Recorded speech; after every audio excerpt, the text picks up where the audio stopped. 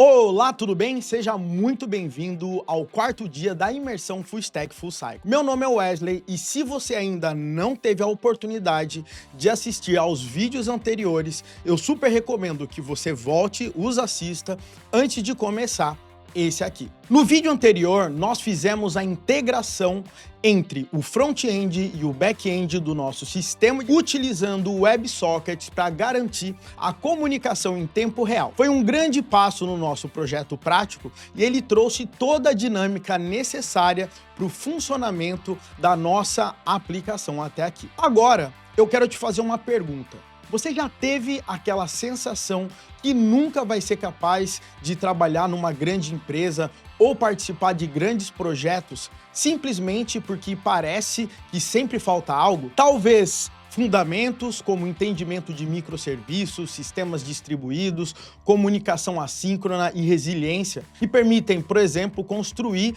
pequenos sistemas independentes e distribuídos capazes de se comunicar sem perder dados mesmo quando um deles está fora do ar e que ainda eles possuem aí aquela capacidade de se recuperar automaticamente, ou talvez pela falta de conhecimento sobre as tecnologias modernas que são amplamente utilizadas nas maiores organizações do mundo. A verdade é que muita gente está fora do mercado justamente por não entender esses conceitos e tecnologias. Isso precisa deixar de ser um impedimento para o seu crescimento profissional. Saber como trabalhar com microserviços e sistemas distribuídos é o que realmente diferencia um desenvolvedor que muitas vezes está preso em um sistema monolítico. E eu não estou falando aqui que sistemas monolíticos são ruins, tá? Mas a grande realidade é que em organizações maiores é praticamente impossível evitar sistemas distribuídos. Isso acontece tanto por motivos tecnológicos, para usar ferramentas certas no contexto certo,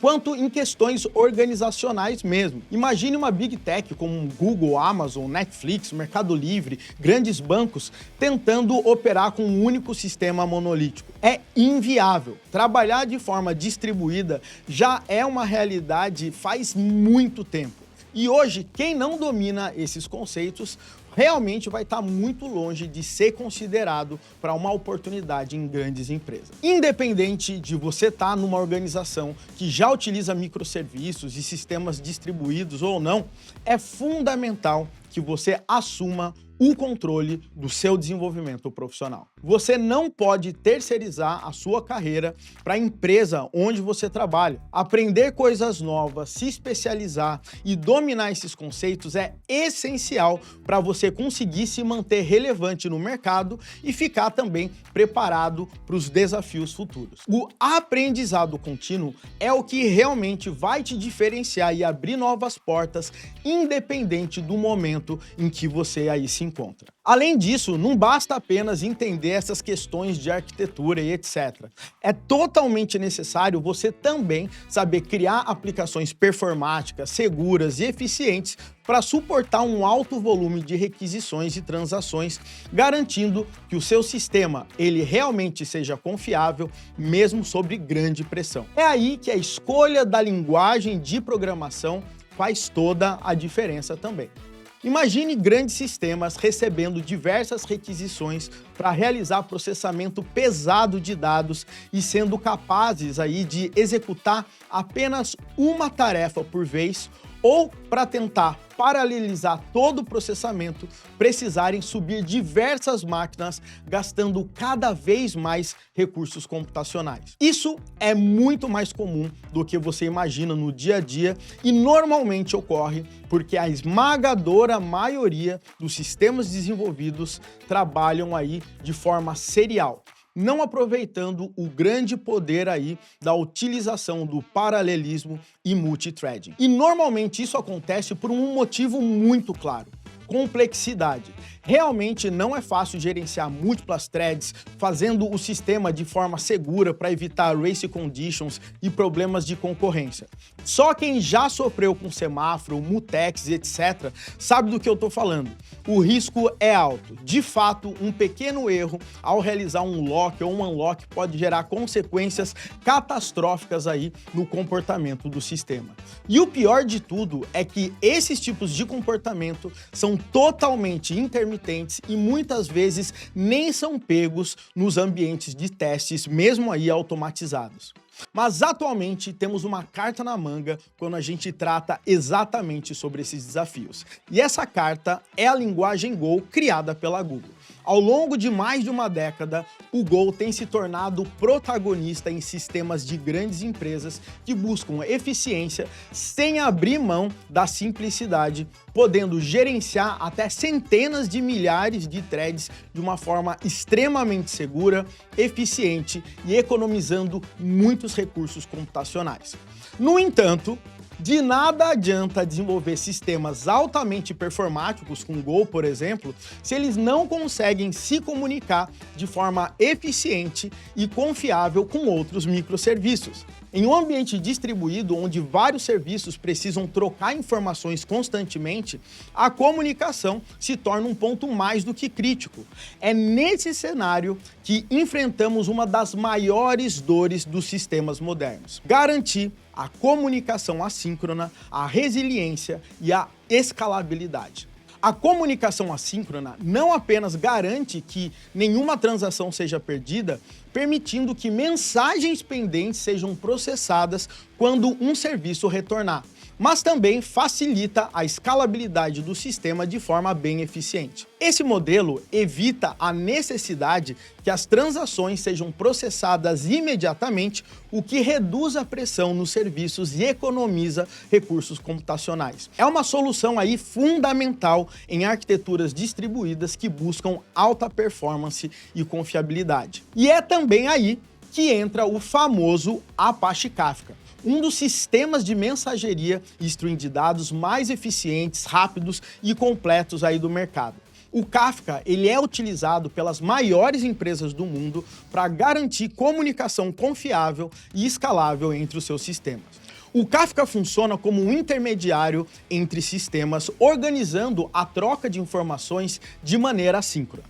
Ele utiliza um mecanismo chamado de tópicos para categorizar esses tipos de mensagem. Um tópico ele pode ser visto como um canal onde as informações relacionadas a um determinado contexto são publicadas por produtores, sistemas que enviam eventos, e consumidas pelos consumidores, os sistemas que processam esses eventos. Esse modelo garante que as mensagens estejam disponíveis para qualquer sistema que precise delas, mesmo quando os serviços envolvidos eles não estejam mais ativos simultaneamente. E hoje a gente vai desenvolver a nossa bolsa de valores. A gente vai criar uma espécie de uma B3, onde a gente vai realmente ter aquele back-end que vai poder processar as nossas ordens de compra e venda de ativos, tá? E a gente vai fazer tudo isso realmente utilizando a linguagem Go. Então vai ser uma experiência realmente fantástica e bem desafiadora para a gente conseguir colocar tudo isso aí para funcionar.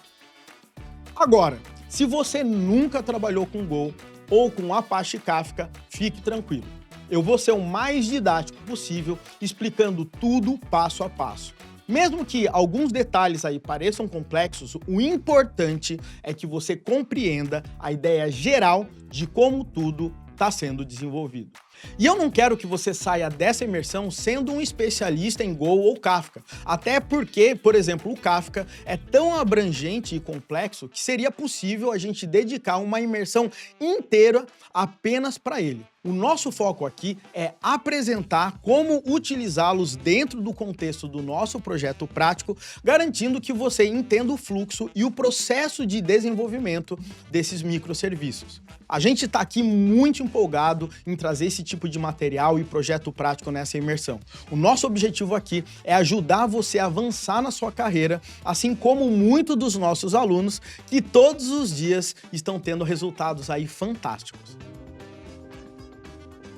Vai fazer 6 anos que eu tô na carreira, né? Eu até brinco que tenho pré-full stack e o pós-full stack, que eu não tinha aquela base, putz, como é que eu começo um projeto agora para um cliente real? Eu não vou conseguir, para mim não dá, eu não consigo mais. Isso já me causava um frio na barriga, só que isso dali, ó, às vezes entra muito no que a gente chama de síndrome do impostor, né? Inclusive amigos meus, tá? Pessoas que se formaram junto comigo, que eles acabaram não entrando na área, acabaram desistindo, assim. Você sai da faculdade, é um leque muito grande que você não sabe para onde que você vai, sabe? Eu acho que foi no finalzinho de janeiro, lançou o curso da Full Cycle que eu adquiri. Eu falei, cara, tem muita coisa ali que eu posso aproveitar. Eu tô começando a entender muito melhor as coisas que você às vezes faz num repasse, alguma coisa. Porque a explicação ali, tanto do Wesley quanto dos outros professores que tem no curso, não deixam a desejar, sabe? E ano passado mesmo eu tirei 17 certificados do curso. Foi muita coisa que eu estudei, sabe? Todo dia, todo dia, todo dia, final de semana. E o diferencial que eu vejo hoje, que o curso proporcionou para mim, foi tentar enxergar um pouco além daquilo que já parece que é óbvio na tua cabeça, sabe? Nada é tão perfeito que você não possa melhorar e tá toda a vida com aquela melhoria contínua. Eu estava explicando um pouquinho de Clean Architecture ali para um outro dev ali do nosso time, e todo esse conhecimento foi trazido do curso e mostrando o porquê daquilo. Não porque, o Marcelo quer que faça assim. Eu gosto que as pessoas entendam o porquê que elas estão construindo. Cara, eu tô fazendo, eu sei o porquê que eu tô fazendo. Eu não achei caro, sabe? Porque, como eu comentei, eu sempre estive estudando. E eu já comprei, assim, muitos cursos picados, assim, um pouco de conhecimento ali, um pouco de conhecimento aqui, mas não o contexto completo como hoje a gente tem na Full Cycle. Que se for fazer a soma de todos os cursos que eu acabei comprando, assim, ó, não com toda aquela qualidade que vocês empregam ali, ó, com toda aquela dinâmica que vocês têm ali, ó, eu paguei hoje muito mais caro do que o próprio curso, sabe? Então, assim, ó, em questão do preço do curso, eu não achei ele caro não, tá? Pela quantia de conteúdo e pelo valor, assim, que ele me agregou, eu já vi pós-graduações, assim, ó, em universidades as quais eu já fui buscar, que eu achei ela muito mais cara, com menos conteúdo do que a Full Cycle hoje me entrega. Que o certificado é emitido, eu já utilizo aquela opção de linkar com o LinkedIn, né? E acabo colocando todos os meus cursos lá. E, assim, as propostas, elas vêm em peso, e não só propostas nacionais, vêm propostas da gringa também. Bom, chegou a hora então da gente ir para a tela do meu computador e colocar a mão na massa. Bora lá! Bom, pessoal, então vamos começar a nossa jornada agora para a gente criar a nossa B3, a nossa bolsa de valores. Não espero de forma alguma que você entenda 100% do que a gente vai colocar, tanto em relação a código, tanto em relação à lógica de tudo que a gente vai trabalhar, porque não é algo tão trivial assim, criar um sistema de compra e venda, match, ações, livro, carteiras, etc. Não é algo trivial, mas eu acho que vai ser uma oportunidade legal para você exercitar um pouco a sua lógica, né, de programação, ao mesmo tempo aprendendo ou utilizando uma linguagem nova, ou mesmo se aperfeiçoando na linguagem que você já trabalha. Nesse nosso caso, a gente vai utilizar a linguagem Go. É uma linguagem fantástica, extremamente madura, foi criada pela Google, e eu tenho, assim, uma felicidade muito grande de poder programar com ela, tá? Eu programo em diversas linguagens de programação. Hoje em dia, Go é a linguagem que eu mais utilizo no dia a dia. Não sou apaixonado por linguagens de programação, mas obviamente eu tenho as minhas preferências, e ultimamente a minha preferência está sendo na linguagem Go, né? Hoje eu sou Google também Developer Expert na linguagem Go, então eu acho que vai ser uma boa pegada você aprender bastante coisa aí comigo. Espero que eu consiga te ajudar. Primeiro passo que você vai fazer, caso você nunca tenha instalado o Go no seu computador, você vai acessar go.dev, tá? Então vai acessar go.dev, você vai cair aqui nessa página, vai clicar em download, e na hora que você clicar em download, você vai escolher a versão do seu sistema operacional para fazer a instalação, e é bem simples mesmo, next, next, next, e acabou, você já pode utilizar. Segundo ponto é você poder utilizar o Go no seu VS Code ou editor similar, tá? Somente para você saber, nessa imersão especificamente, eu vou usar o Cursor. A gente está trabalhando muito com inteligência artificial aqui na Full Cycle. Obviamente, eu não vou ficar fazendo gerações de código e e tudo mais. Obviamente a gente vai utilizar um pouco de autocomplete, mas eu tenho utilizado o curso nos últimos tempos, está sendo uma experiência bem legal também, mas isso é totalmente independente. O que eu quero trazer aqui para você, de qualquer forma, caso você esteja usando o VS Code, eu recomendo que você venha nas suas extensões do VS Code, tá? Digite Go aqui, você vai cair na extensão oficial da linguagem Go, ó, criada pelo time da Google, tá? Aqui tá até pedindo para eu reiniciar, porque teve uma atualização da extensão. Após você instalar essa extensão, você vai dar um Ctrl Shift P ou um Command Shift P no seu VS Code e vai digitar Go aqui na frente, 2 pontos. Você vai ver essa opção aqui, ó, Install/Update Tools. Quando você fizer isso, vai aparecer essa janelinha falando tudo que você precisa instalar para você ter um ambiente assim super zerado de desenvolvimento utilizando a linguagem Go. Então você seleciona tudo, dá um OK e simplesmente você já vai sair utilizando o VS Code com a linguagem Go, com tudo que você precisa para rodar, fazer os testes, e lint e tudo mais, tá? Então é basicamente isso que a gente vai fazer. Então agora a gente vai dar o nosso próximo passo para a gente iniciar o nosso desenvolvimento. Para isso, eu estou indo agora para o Cursor, mas poderia estar usando normalmente aí também o VS Code. Vamos nessa. Bom, pessoal, então vamos agora nessa primeira parte desse nosso projeto fazer realmente com que as regras de negócio do nosso home broker funcionem. A nossa ideia aqui nesse momento é a gente conseguir simular como se fosse uma B3 ou uma bolsa de valores que vai receber no final das contas os pedidos de compra e os pedidos de venda, e a nossa ideia no final das contas é conseguir fazer um match dessas operações, tá? Então eu acho que esse aí é o nosso principal objetivo. Então se eu tô querendo vender uma ação por R$100, né? E essa ação, vamos dizer, ela tem 100 shares, 100 pedacinhos, né? O que vai acontecer? Quem quer comprar essa ação pelo preço mais baixo possível, eu vou casar essas operações, né? E depois eu vou distribuir isso para quem comprou e para quem vendeu, tá? Então é basicamente essa a ideia. Eu tenho que admitir para você que não é o projeto, o domínio mais simples de se entender, né? Mas eu vou tentar ao máximo aqui simplificar e ser o mais didático possível, porque a questão aqui não é só a linguagem de programação, mas é entender como que a gente vai resolver esse desafio aqui, né? E é um desafio bem bacana. Então, para isso, pessoal, nós vamos utilizar aqui, né, a linguagem Go, e eu não sei se vocês já têm experiência com Go ou não, mas a grande sacada é que qualquer projeto Go que a gente vai começar, nós temos que inicializá-lo. É como se nós fôssemos trabalhar com um NPM da vida, né, onde a gente tem que dar um NPM init. Então no Go a gente faz a mesma coisa, a gente dá um Go mod init, legal? E eu vou passar o nome do meu módulo, ou seja, o nome do caminho, do meu namespace, que inclusive depois outras pessoas podem importar e utilizar nos projetos dela, tá? Então o nome desse camarada vai ser github.com/devfullcycle/imersão21/go. Então esse vai ser um endereço onde nós garantimos que tudo que tiver aí dentro vai ser parte do nosso projeto. Eu poderia escrever teste ali, go mod init test, mas esse vai ser o caminho onde os nossos arquivos, os nossos imports, eles vão funcionar. Então, por isso que normalmente eles têm que ser um nome único, e para ser algo único, você pode passar o repositório do GitHub, e o que é muito comum na comunidade Go é que você publica os pacotes no GitHub, e quando você dá um go get, por exemplo, você importa baseado no endereço do GitHub. Então, isso fica bem legal. Então, eu vou dar um enter aqui e você vai perceber que ele gerou o nosso primeiro arquivo, que é o nosso Go mod, né? Falando qual é o módulo, e aqui falando qual a versão. Nesse momento, a gente está na versão 1.24 do Go, uma versão recém-lançada, inclusive. Beleza? Bom, agora que nós já temos isso, eu quero estruturar rapidamente aqui com vocês o nome das nossas pastas. Por convenção, vamos dizer assim, existe uma pasta que normalmente a gente cria chamada internal. Essa pasta internal, ela identifica pra gente que tudo que tiver aí dentro dela são arquivos internos do meu programa e não são bibliotecas que outros terceiros vão poder utilizar. Tá? Então isso aí é um ponto importante, é uma definição que a gente coloca.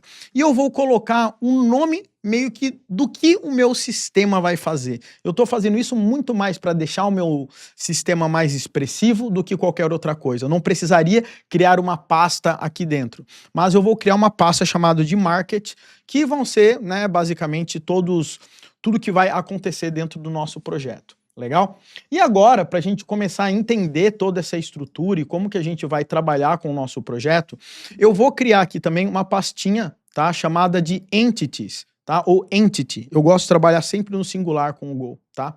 E dentro desse Entity a gente vai ter as nossas entidades, ou seja, pontos-chave do nosso projeto, né, que vão ser utilizados para que a gente consiga fazer essa compra e venda de ativos, tá? Esses ativos em inglês a gente chama de assets. Então, a primeira coisa que eu vou fazer aqui é eu vou criar, né, um arquivo chamado de asset.go, tá? Então vamos lá, deixa eu colocar aqui, new file, new file, asset.go.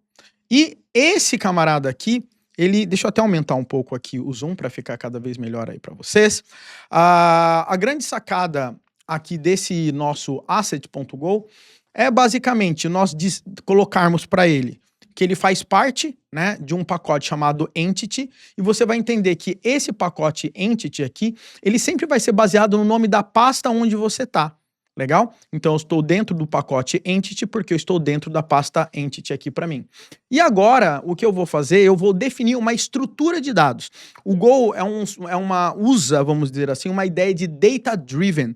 Você não tem classes, você tem estrutura de dados, mas essas estruturas de dados também têm métodos. Então fica muito próximo aí à orientação a objetos. Então eu vou colocar aqui, ó, type asset, e vou falar que isso é uma struct, ou seja, uma estrutura de dados, e dentro dessa estrutura de dados, o que eu vou colocar? Eu vou falar que ele tem um ID, esse meu asset, eu vou falar que ele tem um name, que é uma string, e eu vou chamar que ele vai ter um market volume, certo? Que basicamente é a quantidade de shares, de ações que a gente tem no mercado para a gente trabalhar com esse camarada, beleza? Então essa é a nossa ideia inicial aqui.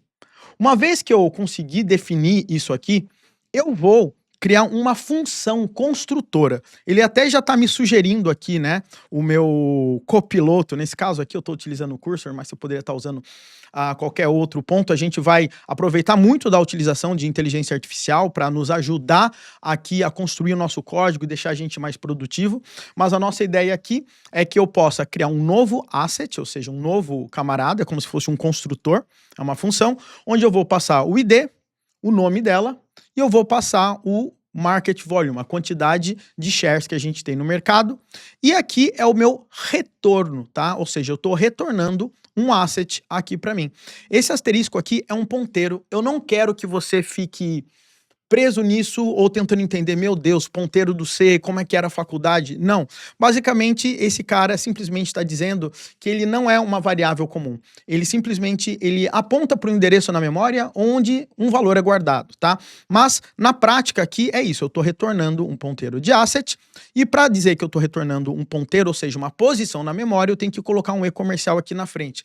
Mas fica tranquilo com isso. Isso não vai mudar absolutamente nada no seu entendimento do que a gente vai fazer hoje, tá? Inclusive, temos outros vídeos no YouTube onde eu dou, vamos dizer assim, uma boa explicação sobre como é que funcionam ponteiros, beleza? Então, toda vez que eu rodar essa função, passar o nome do asset, né, o ID dele e o volume, né, a gente vai ter um novo objeto aí pra gente. Fora isso, o que a gente precisa para ter um mercado funcionando? A gente precisa de investidores, né? Então, eu vou criar aqui um arquivo chamado de investor.go, e nesse investor.go, novamente, eu vou ter o meu pacote com a minha entidade, e ele já está até me sugerindo aqui uma struct, tá? Mas ele vai ter o ID, o nome, certo? E aqui, na realidade, o que eu vou fazer é que eu quero dizer aqui para ele que eu vou ter um asset position. Eu não quero simplesmente passar uma lista de assets que esse cara tem, tá? Eu quero dizer aqui para ele que ele tem qual é a posição dele nas ações, né, nos ativos que ele tem com ele. Então eu vou chamar isso aqui de asset position, tá? Agora, Esse asset position, não sei se você consegue perceber, aqui é como se fosse uma lista. Isso aqui é chamado de slice no Go, que é algo dinâmico, tá? Então, se é algo dinâmico, eu posso criar, ele pode ir crescendo o tamanho dele. Diferente de um array, que se eu coloco um número aqui, ele vai ter uma posição fixa, tá? Basicamente, essa a ideia. Agora, um ponto importante aqui a gente vai voltar aqui ainda, tá? Eu vou deixar assim por enquanto, mas a gente vai voltar.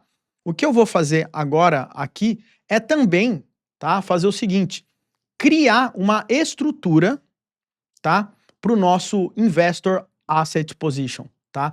Porque a gente vai criar uma estrutura de dados para guardar, no final das contas, as posições, né? Ou seja, quais são as ações que ele tem e a quantidade que ele tem. Então eu vou colocar assim, ó, type Investor Asset Position, que é uma struct, e aqui eu vou falar qual que é o Asset ID.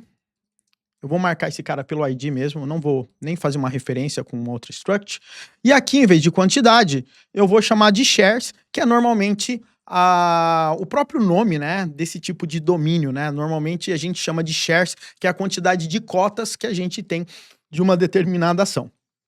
Agora que eu tenho essas duas estruturas aqui, o que eu posso fazer aqui é a mesma coisa. Nesse Asset Position, ao invés de eu falar quais assets que ele tem, eu vou fazer o seguinte, eu vou falar que ele pode ter um Investor Asset Position.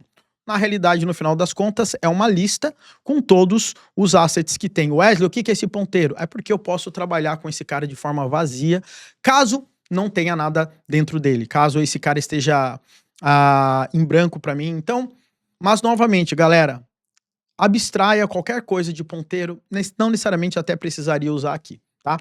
Agora que a gente tem isso, um ponto importante é que a gente precisa criar aquela função para nós criarmos um novo investidor, certo? Então eu vou colocar aqui, ó, func, new investor, e nesse new investor eu vou passar, no final das contas, um ID desse camarada, que eu vou falar que é uma string. Eu nem vou passar o name nesse caso aqui, porque eu quero simplificar a nossa vida, e eu vou retornar aqui para mim um investor aqui para mim, tá? Nem vou passar o name dele aqui. Vou deixar o nome em branco, beleza? Então, não estou muito preocupado, e eu vou passar aqui pra gente, iniciando uma carteira dele que está em branca, né? Ou seja, o Investor Asset Position. As posições dele aqui, que eu estou trabalhando, são posições em branco, porque ele está começando do zero, ele não tem nada ainda aqui comigo. Beleza? Agora, o que acontece? Toda vez que eu vou trabalhar, né, com essas ações, eu preciso ter algumas regras de negócio para esse meu investidor. Por exemplo, toda vez que eu quero dizer que eu vou comprar uma ação, no final das contas, eu preciso adicionar, vamos dizer aqui na carteira dele, né, os assets que ele acabou de comprar. Então, o que eu posso fazer aqui nesse caso? Eu posso criar um método, tá? E um método, na realidade, ele é um método baseado nessa nossa struct investor. Então, eu vou fazer assim, ó, func, tá? I de investor. E aqui, isso eu estou dizendo o quê? Que quando eu coloco isso aqui entre parênteses, eu estou simplesmente dizendo que isso aqui é um método dessa struct aqui. E esse i vai me ajudar a acessar esses valores aqui para mim.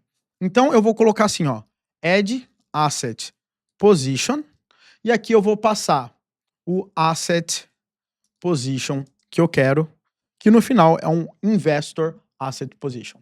Basicamente é essa ideia que eu quero trazer aqui para você. Beleza?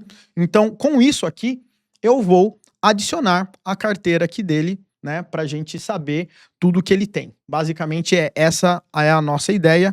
E para fazer isso, eu simplesmente vou dar um append.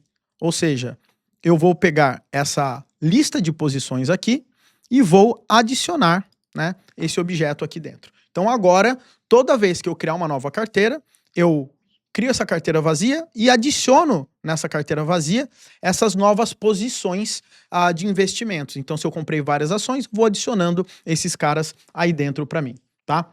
Agora, uma coisa que é importante aqui também para mim é eu poder ajustar a quantidade de assets, né, das posições nas carteiras que eu tenho. Como assim ajustar? O que eu tô querendo dizer aqui nesse caso é que imagina que eu compro algo. o que vai acontecer no final das contas? Eu posso dizer que eu vou adicionar um determinado asset para mim com uma quantidade de ações. Ou, se essas minhas ações agora estão em branco, quer dizer que eu não vou ter mais nada daquela posição. Para fazer isso, o que eu vou fazer no final das contas vai ser o seguinte, galera. Eu vou criar um método chamado Adjust as Asset Position, tá? O que esse camarada vai fazer aqui? Vamos lá. Eu vou colocar um I de Investor aqui para mim, e eu vou colocar Adjust Asset Position, legal? Onde eu vou ter, aqui ó, ele já tá meio que tentando adivinhar aqui para mim, mas vai funcionar da seguinte forma.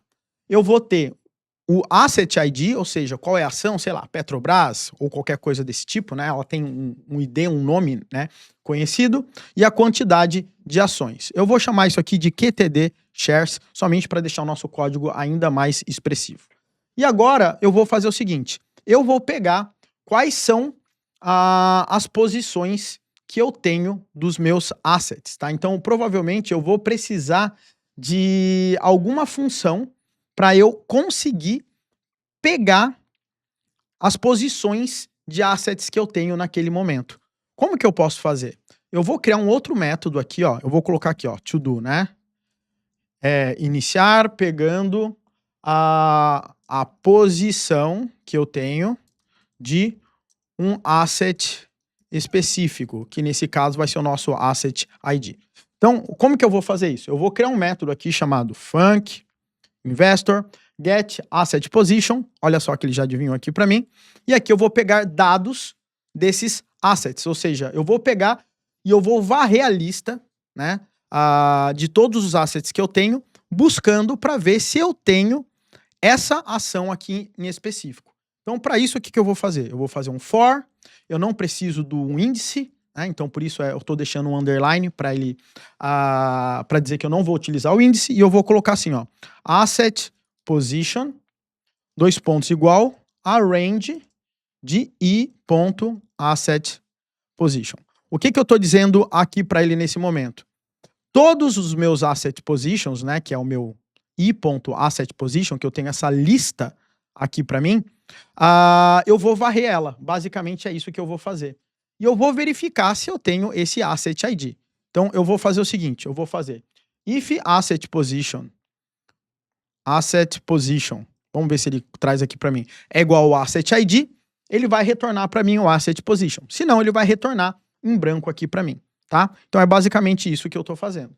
E agora que eu tenho isso aqui feito, eu posso voltar aqui, né, para eu ajustar o meu asset position. Então eu vou fazer o seguinte, ó, vou falar que asset position é igual a get asset position, né? E agora, olha só que interessante, eu vou fazer o seguinte, eu nem vou botar aqui para ele completar, para eu poder explicar melhor aqui para você. Eu vou verificar assim, ó, se o asset position que eu tenho, tá, for igual a em branco, o que significa? Significa que eu não tenho essa ação. E se eu não tenho essa ação, o que vai acontecer? Eu vou criar, tá, um novo asset position para mim, baseado nessa ação. Ou seja, eu não tinha nenhuma ação da Petrobras. Então, já que eu não tenho nenhuma, eu preciso criar agora. Então, o que eu vou fazer? Eu vou fazer i.asset position, onde eu vou pegar todos os meus asset positions, certo? E agora que eu tenho esse meu asset position, eu vou dar um append, né, falando o seguinte aqui para mim, ó. Eu vou pegar o asset position e vou colocar aqui para mim, né, um novo cara, que eu vou colocar um new investor asset position, onde eu vou passar o asset ID e eu vou passar a quantidade de shares que eu vou adicionar. É basicamente isso que eu estou colocando aqui. Deixa eu esconder isso aqui. Aqui. Deixa eu colocar aqui. Aqui. Fica melhor para a gente ver. Tá? E se você perceber, eu não tenho essa função aqui. Legal? Então eu preciso criar essa minha função para me ajudar a poder criar um novo Investor Asset Position, né? No final das contas é essa. Então, o que eu vou fazer? eu vou fazer o seguinte. Eu vou aqui embaixo e vou pedir para ele criar para mim aqui a minha função. Então vai ficar o Asset ID, a quantidade de shares, e eu vou retornar então um novo objeto com ID shares. Basicamente é um construtor que eu tenho aqui. E agora, no final das contas, o que eu estou fazendo aqui é o seguinte, voltamos para cá. Então se ele não tem, né, nenhuma posição, né, ou seja, eu não tenho nenhuma ação desse cara, eu vou criar essa ação. Beleza? Agora, e se eu tiver, o que que eu vou fazer aqui no final das contas, né? Se eu tiver, eu vou falar que eu quero somar a minha quantidade de shares, ou seja, eu quero adicionar a minha quantidade de cotas aqui para mim. Mas eu não quero ficar usando esse tipo de coisa aqui com um I++, saca?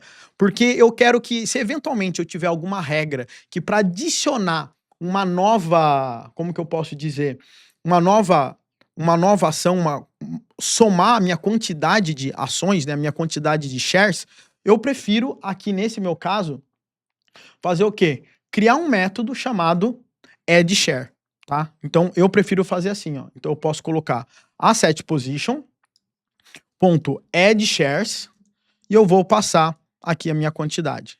E agora, o que eu vou pedir para nossa IA nos ajudar aqui, vamos ver se ela consegue nos ajudar, onde eu vou ter um método aqui chamado de addShare para me ajudar. Então, no final das contas, é isso que vai acontecer. Então, vamos colocar aqui e vamos ver addShares.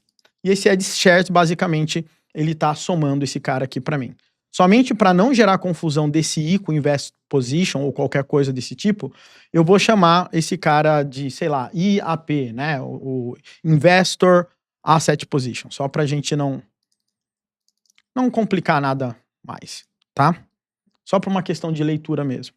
E aqui eu não vou colocar shares, eu vou colocar quantidade para deixar sempre o meu código o mais simples de eu conseguir entender. E agora, finalmente, eu tenho essa minha parte aqui feita, né? Add shares, tô feliz e contente com tudo que eu acabei fazendo. O que mais que eu preciso fazer agora aqui? Então, eu consigo ajustar minha posição, eu consigo adicionar um novo asset aqui para mim, eu consigo também ver a posição, quanto que eu tenho das minhas ações aqui para mim. Então, eu acho que isso aqui para mim tá super ok pelo que eu preciso nesse momento, tá? E tô feliz e contente. Passamos pela nossa primeira fase aqui, onde nós temos o nosso asset e nós temos o nosso investidor. Porém, a vida não é tão fácil assim. Por quê? Nós precisamos ter ordens de compra, tá? E isso é um ponto importante. E a gente começa, nesse momento, a entrar numa seara um pouquinho mais complexa aqui, né? Obviamente, porque eu vou ter que ter order de compra, ou seja, toda vez que eu vou realizar uma operação, eu tenho que fazer uma ordem de compra. Então, para isso, eu vou colocar meu pacote Entity aqui, tudo maravilha, e agora eu vou ter que estruturar muito bem como é que eu vou trabalhar com esse camarada. Então, vamos organizar bem como é que a gente precisa. Eu preciso do ID dessa order, eu preciso saber quem é o investor, e aqui para isso eu vou passar que eu tenho um investor. Eu também preciso ter o asset, ou seja, qual ativo, né, está sendo negociado. Eu vou colocar aqui também. Além disso, eu preciso saber quantas shares, né, quantas cotas estão sendo negociadas. E o ponto é o seguinte, galera, tem uma parada que é muito importante aqui, que é chamado de pending shares. O que que isso significa? Imagina que eu quero vender 100 cotas da ação da Petrobras. E, de repente, eu boto isso no mercado para vender 100. E imagina que o meu amigo Luiz, o que que ele fez? Ele quer comprar 50 cotas. Aí ele vai cruzar o meu sistema e vai ver, olha, o Wesley tá vendendo 100, o Luiz quer comprar 50. Então, eu compro do Luiz, né? O Luiz compra 50 das 100 ações que eu queria vender, mas ainda eu tenho 50 vendas ainda, eu tenho que esperar uma outra pessoa fazer uma ordem de compra para eu conseguir vender essas minhas ações. Então, o pending shares é o restante dessas ações, dessa ordem, que ainda estão pendentes para fechar. Aí eu preciso saber o price, ou seja, o valor que a gente tá vendendo essa ação. E eu preciso também saber o order type. O que que é o order type? Se é uma compra ou se é venda, no final das contas. Legal? Outra coisa que eu preciso também saber é o status dessa order, né? Se ela já terminou, se ela não terminou. E eu preciso, finalmente, também saber quais foram as transações que foram realizadas, né, para que essa ordem seja fechada. Como assim? Vamos imaginar que eu fiz um pedido de compra de ações. Aí eu consegui comprar uma parte do que eu queria. Então, gerou uma transação de compra. É a mesma coisa do Luiz, né? O Luiz comprou metade das minhas ações. O Joãozinho comprou outra metade. Ou seja, eu tenho duas transações que aconteceram dentro dessa order para que essa order ela seja cumprida. Basicamente é isso. Então aqui, ó, eu vou precisar de algo chamado transactions. Legal? E eu já vou colocar aqui que essa transaction, no final das contas, vai ser um novo tipo que a gente vai precisar aqui para a gente conseguir trabalhar. E, somente para não ficar dando um monte de erro, eu já vou criar um arquivo aqui chamado de transaction.go. Mesmo esquema. Eu criei ele na pasta errada. Aqui, então vamos lá, transaction package entity aqui para mim. E na minha transaction, eu vou ter algumas coisas aqui que são importantes para mim também, tá? Então, primeira coisa, eu vou colocar uma struct aqui de uma transaction em branco por enquanto, somente para a gente não ter erro nesse camarada aqui, tá? Então é basicamente isso que eu estou fazendo apenas para a gente não perder a nossa linha de raciocínio. E agora que a gente tem isso, o que nós vamos fazer? Eu vou criar uma nova order. E para criar uma nova order, eu tenho aquela minha função new ali para mim. Então vamos ajudar nosso autocomplete aqui para nos ajudar.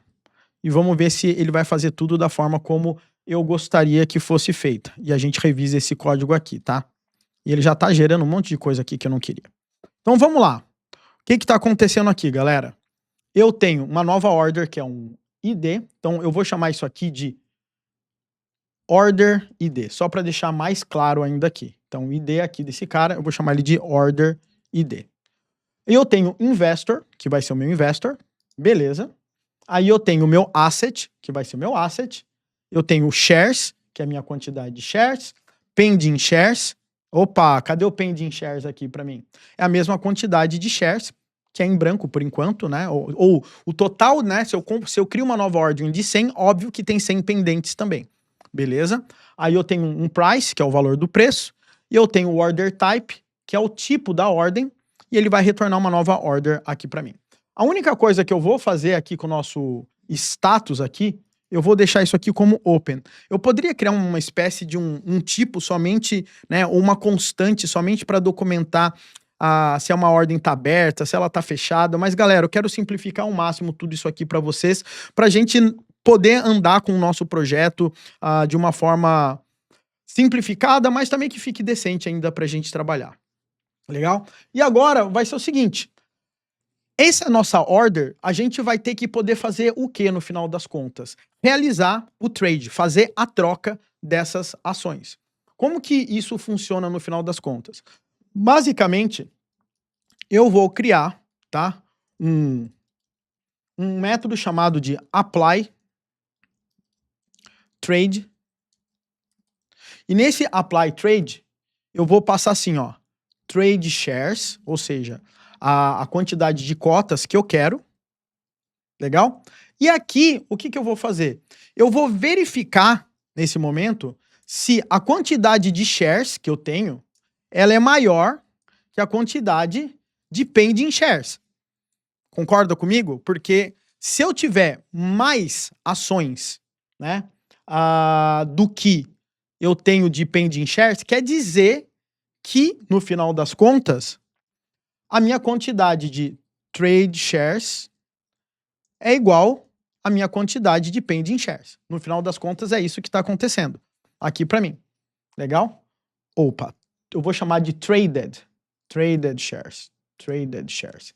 Aqui para mim, eu vou colocar que esse cara é igual dessa forma aqui. Então, vamos trabalhar dessa forma, galera. Uma outra coisa que eu vou fazer agora, no final das contas também, vai ser o seguinte. Agora, tá? Agora tem o seguinte. Se as minhas pending shares Se não, né? Agora eu vou diminuir as minhas trade shares aqui para mim. Tá? E eu vou chamar traded shares aqui, por isso está dando esse erro, traded shares. Então é o seguinte, se a minha quantidade, né, de shares que eu quero, né, negociar nesse momento for maior que a quantidade de shares que eu tenho, eu vou falar que eu vou negociar apenas a quantidade de shares que eu tenho disponível, tá? Ou seja, o Luiz quer comprar para mim 100 ações, mas eu tenho apenas 50. Então, né, eu tenho 50 pending. Então eu vou falar o seguinte, se o Luiz tem 100 e eu só tenho 50, eu vou falar que eu vou negociar apenas 50. Então por isso que eu estou igualando aqui. E agora que eu vou igualar, o que eu vou fazer? Eu vou subtrair, né, de quanto que eu tô fazendo a compra. Ou seja, eu tinha 50, né, eu tinha 100, agora que eu tô negociando 50, eu vou remover isso das minhas ações pendentes. Maravilha? E agora eu vou fazer uma pergunta simples. Se o meu pending shares, certo? Então, se o meu pending shares for igual a 0 nesse momento, adivinha o que eu vou fazer? Eu vou falar que o status da minha order agora é closed.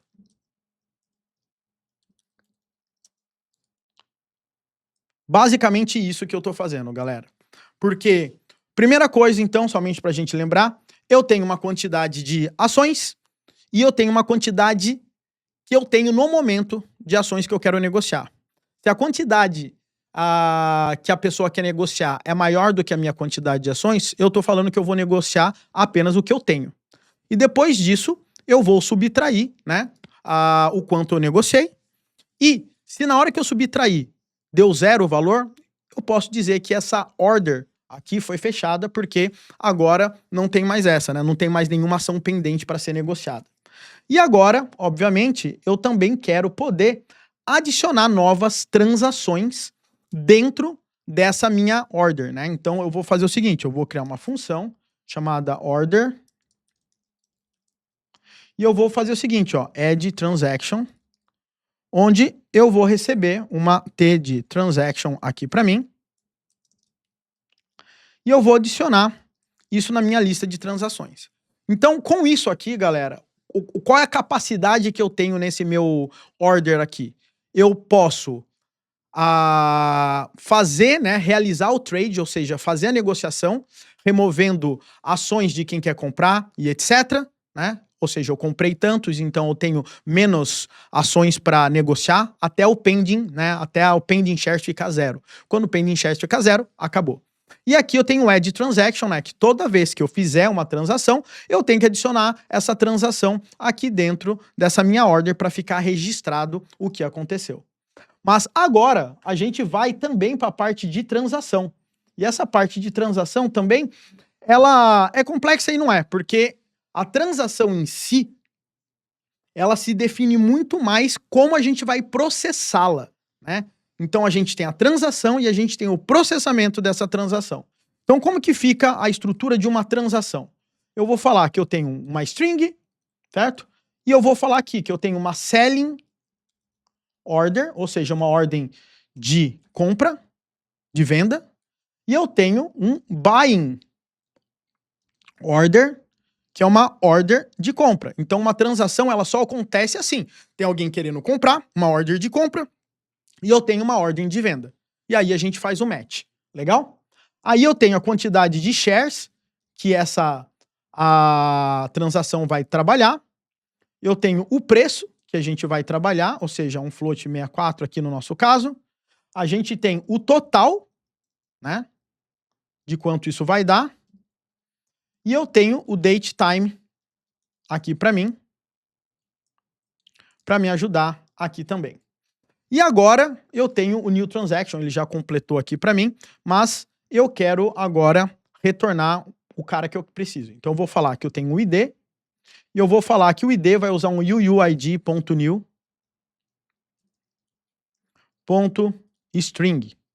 E aí a gente vai começar a perceber que o Go vai autocompletar e a gente vai precisar baixar essa dependência porque o Go não lida com o UUID na sua biblioteca padrão. Depois eu tenho o selling order, que vai ser igual o selling order, certo? E nós temos aqui o buy order, tem o shares, o price, o total. O total inicialmente, abri aqui minhas extensões sem querer. O total, por enquanto, é 0 dessa transação, né? Ela vai ser calculada durante o processamento. E a gente tem a data e hora do que aconteceu. Tá? Então é basicamente isso que a gente acaba tendo. Só vou mudar aqui, então eu vou colocar selling order, buying order aqui para mim, para ficar um pouquinho mais expressivo. Galera, vocês vão perceber que cada dia mais eu sou um cara que foco muito em dar nome nas coisas para não ter dúvida nenhuma, ainda mais esses tipos de sistemas que são meio tricky aqui pra gente.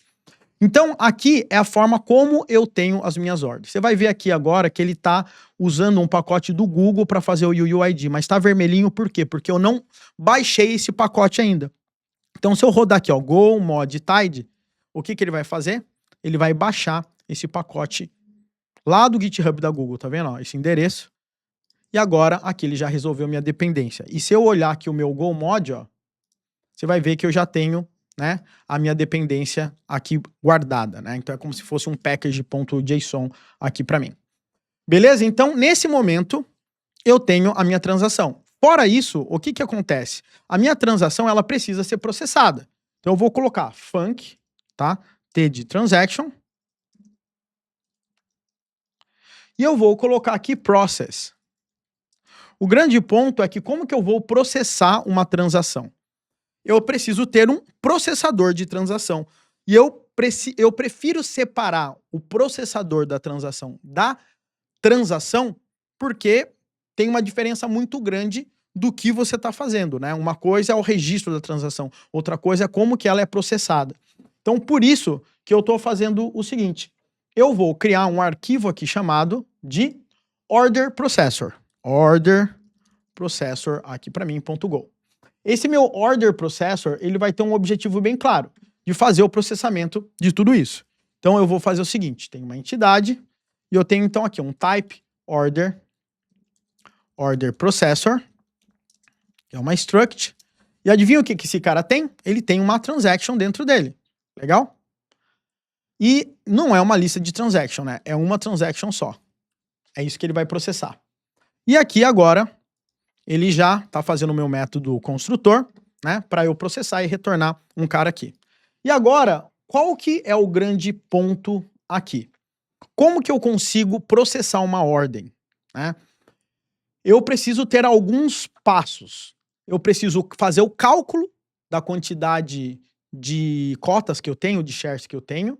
Eu preciso mudar a posição, né, de quem tá comprando e de quem tá vendendo, porque se o Wesley tinha 100 e vendeu, ele tem 50, se o Luiz tinha 0 e ele comprou, ele ficou com 50 agora, tá? Então eu tenho que mudar a carteira dos investidores, aí nesse nosso caso, e eu preciso alterar também o processamento meu da minha ordem, né? Ou seja, eu preciso alterar minha ordem mudando a quantidade de shares, se ela tá pending, ou se ela tá fechada, ou se ela tá aberto. Então dá para perceber que esse process aqui pra gente, ele é bem importante. Então, o que eu vou fazer aqui, né? Eu já vou tentar trabalhar da seguinte forma para ficar um pouquinho melhor. Eu vou colocar assim, shares, igual, op.calculate shares aqui para mim. Primeira coisa que eu quero fazer é calcular a minha quantidade de ações, beleza? Como que eu vou fazer esse cálculo? Eu vou criar um método aqui chamado de calculate shares aqui para mim, vai retornar um inteiro, mas na realidade esse cálculo ele vai fazer alguns passos. Primeiro passo que a gente vai fazer, a gente vai verificar a quantidade de cotas de ações que a gente tem disponível, que a gente tem nessa transação. Lembra quando a gente vai aqui na transação e a gente tem aqui o total aqui pra gente, basicamente, a quantidade de shares que a gente acaba tendo no final das contas? Então, essas shares aqui é a quantidade de cotas que essa transação trabalha. Então, a primeira coisa que eu vou fazer, eu vou pegar essa quantidade. Então, eu vou colocar available shares, igual, op.transaction,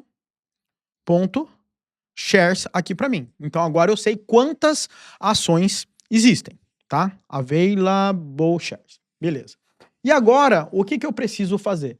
Eu vou verificar, tá, a disponibilidade de cotas para quem está comprando e também depois verificar a disponibilidade de cotas para quem está vendendo. Então eu vou fazer um if aqui, ó. If OP, né, ou seja, order processor, ponto, transaction, ponto, buying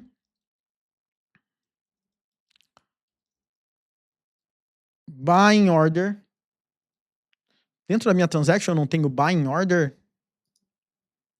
Buy order. Eu vou colocar aqui, é buying order. E isso aqui vai me afetar em algum lugar. Beleza. Então eu tenho aqui, ó. Se a minha transaction aqui, né? E não tô trabalhando com TypeScript. Se a minha transaction buying order, tá? Buying order aqui para mim, tá? Ponto pending shares, ou seja, eu quero saber quanto que ela tem de pendente for menor que available shares. O que eu vou fazer no final das contas? Eu vou fazer o seguinte, que available shares é igual à quantidade de shares que eu tenho disponível, tá? Então eu tenho 100 ações. Agora, se a minha quantidade, né, de ações disponíveis que eu tenho for menor que a minha quantidade de ações pendentes para processar, eu vou falar que eu tenho como cotas disponíveis esse valor, né? Ou seja, o valor pendente das minhas ações. Basicamente, eu estou verificando se o total de ações que eu tenho é igual à quantidade pendente de ações, tá? Se for diferente, eu vou falar que as minhas ações disponíveis, né, as minhas cotas disponíveis são o valor pendente. E agora eu também vou fazer a mesma coisa. Eu vou fazer se op.transaction.selling order, antes eu estava fazendo com buying, agora eu estou falando com selling order, pending shares for menor, mesmo esquema que a gente fez, a gente vai fazer a mesma coisa, tá? Então, basicamente, eu verifico aqui para quem está comprando e para quem está vendendo. Eu só estou alinhando agora aqui o quanto de ações disponíveis que eu tenho para compra e para venda, porque lembrando, não necessariamente o valor da minha ordem, a quantidade de ações que eu tenho na minha order é o quanto que eu tenho disponível, porque conforme eu vou comprando ou vendendo, aquele meu pending shares, né, a gente tem aquele contador, né, eu vendi 100, quer dizer, eu queria vender 100, mas alguém comprou só 50. Então, já que comprou só 50, o que vai acontecer? Esse meu pending shares é 50, por isso que eu falo nesse momento que a quantidade que eu tenho disponível aqui para compra, nesse caso, é apenas 50, porque é diferente, né? Eu tenho que verificar esses caras aqui para mim. Então, com isso aqui, eu já consigo fazer o cálculo de shares aqui. Então, aqui eu sei quanto que eu vou poder negociar. Agora que eu sei quanto eu posso negociar, eu tenho que mudar, né, a posição da carteira das pessoas. Ou seja, quem comprou e quem vendeu tem que mudar as posições. Então, o que eu vou fazer? Eu vou criar um método chamado OP, Order Processor, e eu vou chamar isso aqui de Update Positions, que eu vou passar a quantidade de shares, e agora eu vou fazer, né? Se eu comprei 50 e se eu vendi 50, eu tenho que atualizar isso aí do lado do comprador e do vendedor, né? Eu estou dizendo isso em relação a quem está investindo, né? Então eu vou pegar op.transaction.selling order, .investor que está vendendo aquela selling order, né? E vou adjust position, né? Passando o que aqui no meio da história? Aqui que está a grande sacada. Eu tenho que passar o que para ele? Eu tenho que simplesmente falar o seguinte. Eu vou falar que a quantidade de ações que ele tem agora vai ser o quê? op.transaction.selling order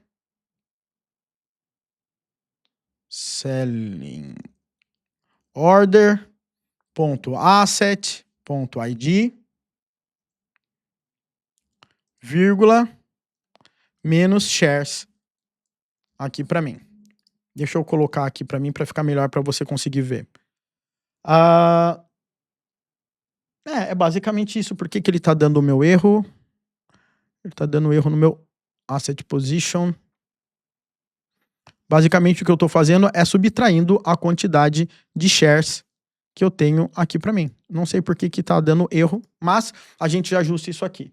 E a mesma coisa vai acontecer para quem tá comprando, tá? Mas aqui a gente vai adicionar ações. Deixa eu ver, add asset position.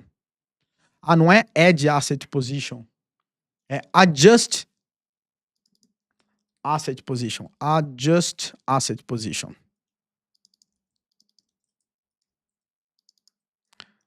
Adjust asset position e adjust asset position. Então, basicamente, eu estou dizendo o seguinte: quando eu for processar uma ordem, quem comprou, né, quem vendeu, está subtraindo da carteira dele. E quem comprou está adicionando aquela quantidade de shares na carteira dele. É basicamente isso que eu tenho aqui. E agora que eu tenho isso aqui, eu também preciso, né? Aqui eu alterei o investidor. Agora aqui eu preciso atualizar a minha order, porque agora os valores dela mudou, né? Porque teve uma nova transação dentro dela. Então eu vou colocar func, OP, order processor, e eu vou colocar aqui update orders, vou passar a quantidade de shares, e agora a parada vai ficar bem simples, porque a gente criou esse método. Então eu vou colocar op.transaction.buyingorder.apply trade. E aqui eu passo a quantidade de shares aqui para mim. E aqui eu vou fazer a mesma coisa para selling order. Então lembra que a gente fez aquele apply trade? O apply trade ele faz exatamente isso, né? Ele atualiza, né, a nossa order de pedido, muda o pending shares, e se o pending shares ficou 0 no final das contas, ele fecha a nossa order. Basicamente é isso que acaba acontecendo. Então, dito isso, galera, agora que a gente tem os nossos métodos principais, vamos terminar o nosso processamento. Então eu tenho a quantidade de shares, agora eu preciso update positions. Update positions primeiro. Update positions, legal, onde eu vou passar o número de shares, update orders, que eu preciso, e agora eu vou mudar o valor da minha transação, porque eu vou multiplicar o preço, né, daquela transação pela quantidade de ações que foram negociadas. Então, basicamente, eu vou fazer op.transaction.total vai ser igual a float 64 de shares, eu tenho que converter para float 64 porque a quantidade de shares é inteiro, vezes op.transaction.price. Então, basicamente, isso vai fazer com que eu processe uma order de pagamento.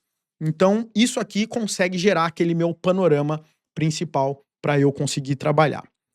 Show de bola? Feito isso, galera, a gente criou, vamos dizer assim, a base do nosso sistema. Nós temos o asset, a gente tem o investidor, a gente tem as nossas ordens de compra, a gente tem as nossas transações e a gente tem o nosso processador, né, de transações que vai alterar a nossa order de compra cada vez que a gente processa. Então, inclusive, quando eu chegar aqui no meu order, lembra que eu tenho eu acho que é no order que eu tenho? Não, é no transaction, né? Se eu for no meu transaction aqui, eu tenho um process. Como que eu consigo processar isso aqui? Eu posso colocar processor é igual a, igual, new order processor, onde eu vou passar a minha transação, e agora eu vou colocar processor.process aqui para mim. É basicamente isso que eu estou fazendo nesse momento, então eu falo a minha transação que eu quero processar e eu mando ele processar essa minha transação. Então é basicamente isso que acontece e maravilha. Show? Bom, galera, feito isso aqui, a gente tem a nossa base. Agora, tá? Chegou uma parte que, vamos dizer assim, ela é um pouco mais crítica do sistema. E grande parte disso é o que faz o nosso sistema funcionar, que é o livro, tá? Que é o book.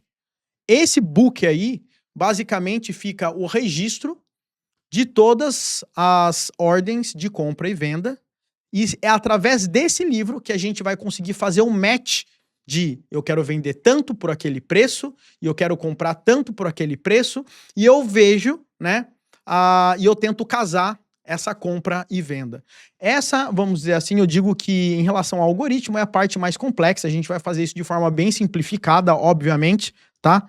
Mas é essa parte que é a parte do match no final das contas, né? E essas partes dos matches, normalmente, elas acabam sendo realmente mais complexas. Mas relaxa, o importante é a gente ter essa experiência de fazer tudo isso juntos. Maravilha? Então vamos lá. Primeira coisa que a gente precisa aqui é criar o nosso livro de compra e venda, certo? Então, aqui eu tenho a minha estrutura do meu livro de compra e venda, e aqui o que eu preciso nesse meu livro? Eu preciso ter todas as orders registradas. Então, eu vou colocar aqui, ó, order aqui para mim. O que eu preciso também ter no meu livro? Todas as minhas transações, certo? Opa, ó o meu autocomplete aqui forçando a barra. Outra coisa que eu preciso agora, e é isso que eu quero que você entenda nesse momento, porque isso é uma peculiaridade do Go, e é o que faz o Go ser tão rápido assim, e que faz também com que o Go evite problemas de concorrência, tá? Porque o que acontece? A gente precisa de um canal de recebimento das orders que estão chegando. E todas as ordens que chegarem, eu vou processar, e eu preciso ter um canal para eu retornar todas as minhas ordens processadas, tá? E o Go tem uma parada chamada de channel, tá? O channel é como se fosse uma forma para eu trabalhar com múltiplas threads, que são as nossas Go rotinas, não são threads reais, são threads em userland, para rodar tudo isso de forma paralela, tá? E concorrente. Paralela se você tiver multicore no final das contas. Então, o que eu tô querendo dizer com isso nesse momento é, eu vou ter um local onde eu fico recebendo novas ordens. E eu vou ter um outro canal onde eu fico retornando as ordens que estão sendo processadas. Então, eu vou chamar isso aqui de incoming orders. E eu vou falar que isso é um canal do tipo de order. E eu vou colocar processed orders, que vai ser também um canal de order aqui para mim. Legal? Incoming order. Deixa eu colocar com I maiúsculo. Incoming orders e processed orders aqui para mim. Uma outra coisa que o Go tem também, galera, e isso é um ponto importante, é o seguinte. O Go, ele tem algo que nos ajuda a sincronizar essas nossas threads, né? Tudo que está acontecendo simultaneamente em processos em background, tá? E o Go, ele tem uma parada chamada de wait groups, tá? O que é um wait groups? É uma forma de você conseguir sincronizar, tá? Essas nossas ordens, tá? Tudo o que está acontecendo. Como é que funciona a ideia de um wait group? Eu vou falar rapidamente aqui para você. Imagina que eu tenho uma transação 1, eu tenho uma transação 2 e uma transação 3. Beleza? E para eu terminar o meu programa, eu preciso que essas 4 transações sejam finalizadas. Caso contrário, o meu programa ele não vai poder parar. Então, como que eu tenho certeza que tudo está terminado? Como que eu garanto que tudo que aconteceu foi processado? Então, o que acontece aqui no Go? Eu faço o seguinte, eu falo o seguinte para ele, olha, toda vez que iniciar uma transação, eu vou somar 1, tá? Toda vez que começar outra transação, eu vou somar 1. Eu vou somar mais 1 aqui, vou somar mais 1. E agora eu tenho 4 transações rodando, beleza? Então, o meu wait group, o que ele faz no final das contas? Ele adiciona um contador aqui para saber quantos caras estão sendo processados ao mesmo tempo. E daí, aqui embaixo, esse nosso wait group, ele faz o quê? Um wait. Então ele vai travar o programa aqui pra gente, até a gente ter certeza que todos esses caras terminaram. Como que eu sei que esse cara terminou? Quando ele tem um done. Então quando eu falo que eu tenho um done dessa transação 1, esse cara aqui que era 4, ele vai para 3. 2 e 1. Quando acabar nesse 1, esse wait, ele deixa o programa seguir para frente. É basicamente isso. Então, enquanto o wait estiver funcionando, é porque ainda a gente tem coisas acontecendo. como que a gente tem coisas acontecendo, a gente vai adicionando, né, a quantidade de operações no nosso wait group, que no final a gente dá um wg.add. Então, toda vez que começou uma transação, eu dou um add. Começou outra transação, eu dou um add. Quando terminou a transação, eu dou um done. E aqui ele vai controlando aqui para mim. Quando tudo tiver done, ele deixa a gente ir para uma outra fase do programa e provavelmente essa fase do programa é o momento que o nosso programa vai acabar. Mas aqui a gente garante que todas as transações estão sincronizadas, tá? Então é para isso que serve o nosso wait group aqui pra gente, de uma forma bem geral falando aqui para vocês. Agora a gente precisa criar um novo livro, né? Aquele nosso método que a gente gosta muito, construtor, aquela função muito construtora, né? Que eu vou chamar de new book aqui para mim. E o meu new book eu vou colocar o meu incoming orders, tá? Mas além do incoming orders, eu vou passar aqui também o process orders, que eu preciso ler esses canais, tá? Eu preciso ter também o meu wait group aqui para mim, tá? Por que eu preciso disso? Porque toda hora que eu quiser ver se tá vindo uma nova ordem, eu vou ficar lendo esse canal aqui. Toda hora que eu processar uma order, eu vou mandar informação para esse canal aqui. E para garantir que tá tudo sincronizado, eu preciso do meu wait group. É basicamente isso que acontece. Então, nesse momento, como é que vai funcionar aqui o nosso return, né? Como é que a gente vai criar o nosso objeto? Vai trabalhar da seguinte forma aqui. Eu vou dar um return book aqui para mim. E nesse book, o que eu vou retornar? Eu vou pegar orders, certo? E nesse momento eu não tenho absolutamente nenhuma ordem, né? Então eu vou colocar order aqui em branco. Outra coisa que eu preciso são as minhas transações. E nesse momento eu não tenho nenhuma transação. Certo? E aqui eu preciso ter o meu canal de processados e o que está chegando e o meu wait group aqui para mim. Return aqui para mim. Então é basicamente assim que eu crio o meu novo livro. Então começa dessa forma. Então eu tenho um canal para receber novas orders, eu tenho um canal para eu falar que eu terminei de processar uma order, né? E eu tenho um local para eu sincronizar. Como que eu vou receber esses dados do incoming order? Não interessa nesse momento. A gente vai utilizar o Apache Kafka. Não hoje. E o que isso significa? Que a gente vai ficar lendo os dados no Kafka.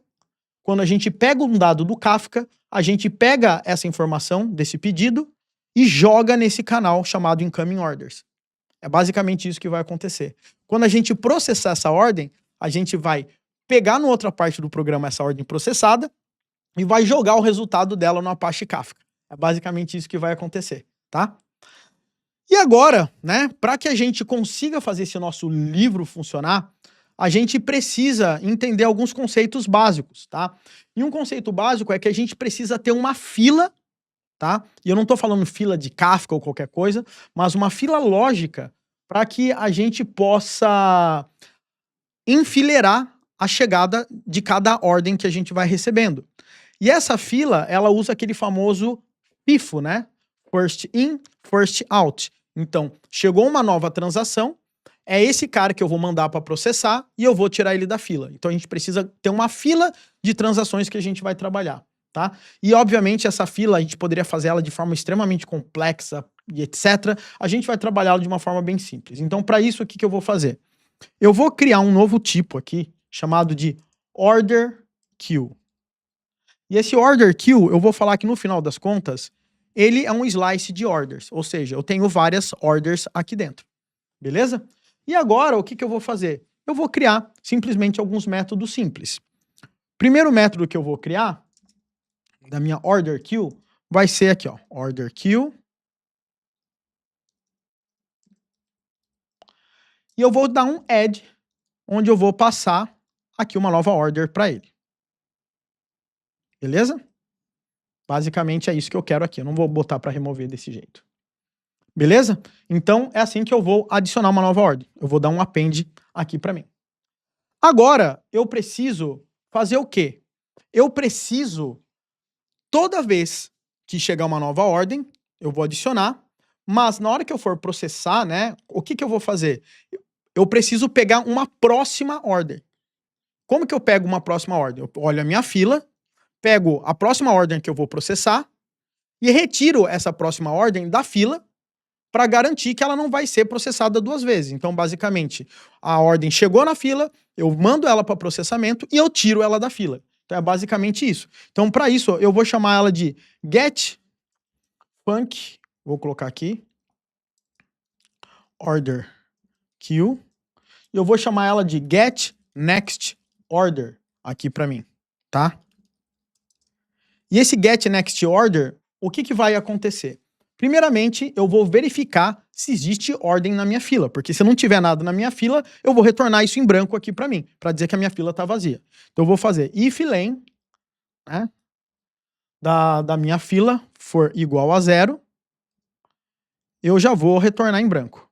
Return new. Beleza? Agora, se não for, o que eu vou fazer? Eu vou primeiro remover, eu vou pegar a primeira ordem da minha fila. Então eu vou fazer order, igual, e eu vou colocar aqui, ó, order, e vou pegar a minha ordem na minha primeira posição. Pum! Peguei essa minha ordem aqui agora. Agora que eu tenho essa ordem na minha mão, eu vou remover essa minha order da fila. Então eu vou colocar a minha order, removendo ela da minha fila aqui. Como que eu removo ela da fila? Dessa forma aqui.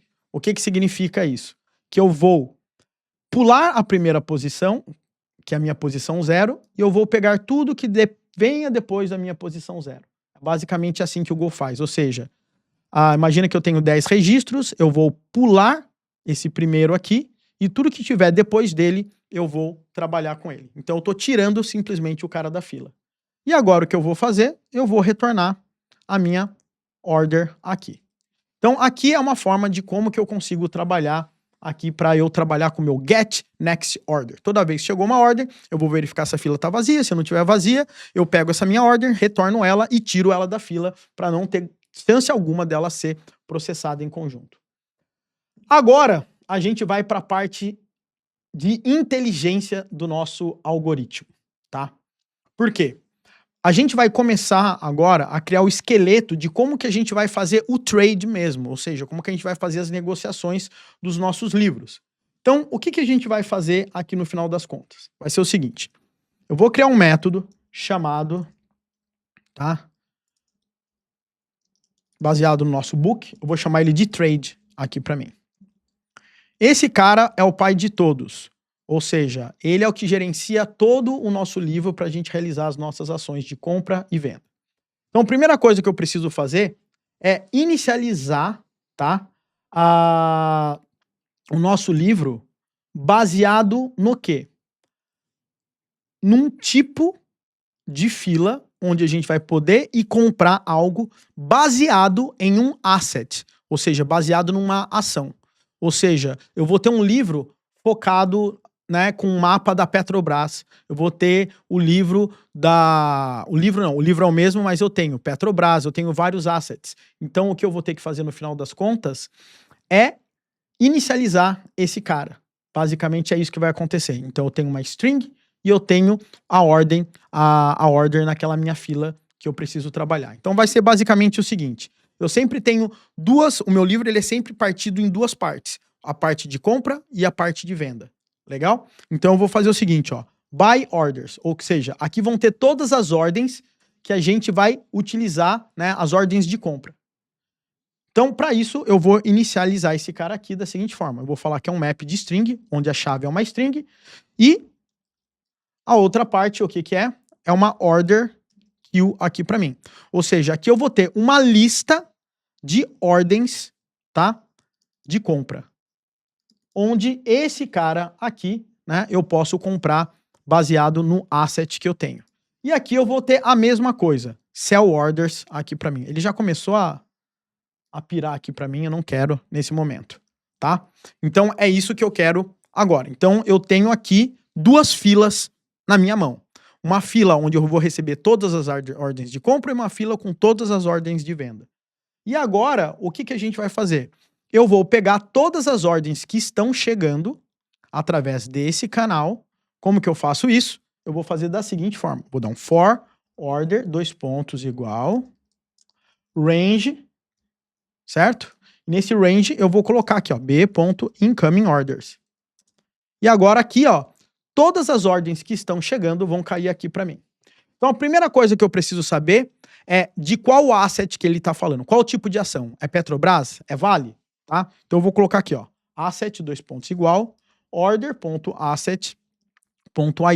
Então, agora eu sei de qual tipo de ação que eu estou falando. Agora, eu vou inicializar a minha fila caso esse asset não exista ainda nessa minha fila. Lembra que aqui é o nome do meu asset, né? Aqui é o asset e aqui é a fila desse asset. Eu tenho uma fila, basicamente, né? Nesse caso, nesse mapeamento, por asset. Então, nesse caso, o que eu estou fazendo? Eu vou fazer o seguinte. Se o buy orders, certo? Asset, né? Buy order, asset, o asset, ou seja, é o meu ID do meu asset, né? Se o buy orders da Petrobras estiver em branco, o que eu preciso fazer nesse caso? Eu preciso criar uma fila para ele. Então eu vou colocar buy orders, asset aqui, é igual a order queue aqui para mim. E a mesma coisa acontece com o sell orders. Então, se pela primeira vez a gente nunca teve Petrobras, ele vai iniciar uma fila em branco da Petrobras aqui pra gente trabalhar com esse cara. Então, perceba como essa fila é importante, porque a gente não tem que dar um match apenas na ordem de compra e venda. É na ordem de compra e venda baseado naquela ação. Então, eu preciso de uma fila por ação.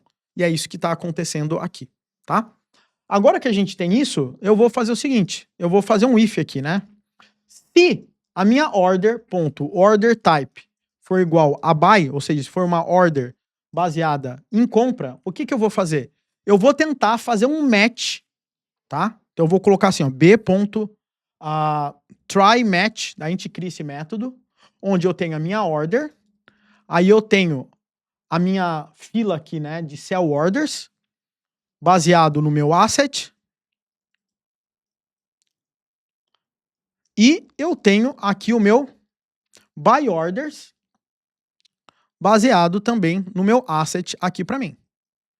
Basicamente isso que eu estou fazendo. Então eu vou tentar fazer um match desse cara aqui para mim.